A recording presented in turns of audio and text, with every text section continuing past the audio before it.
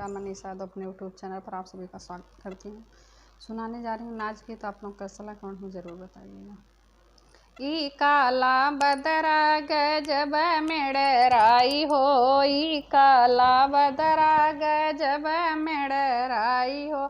सासु पहिरे सड़िया ननद पहिरे लहंगा, हम पहिनी चुनरी बलम मुसुकाई हो, हम पहिनी चुनरी बलम मुसुकाई हो।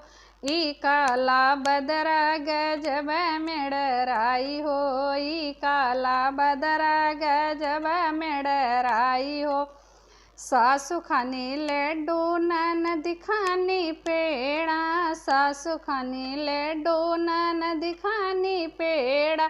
हम खाई बर्फी बलम ललचाई हो, हम खाई बर्फी बलम ललचाई हो। ई काला बदरा गजब मेड़राई हो, ई काला बदरा गजब मेड़राई हो।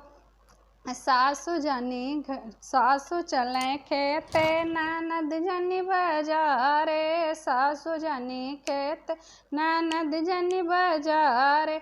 हम जाई सहरे पड़ोसिन जरी जाई हो, हम जाई सहरे सवती जरी जाई हो। ई काला बदरा गजब मेड़राई हो, ई काला बदरा गजब मेड़राई हो।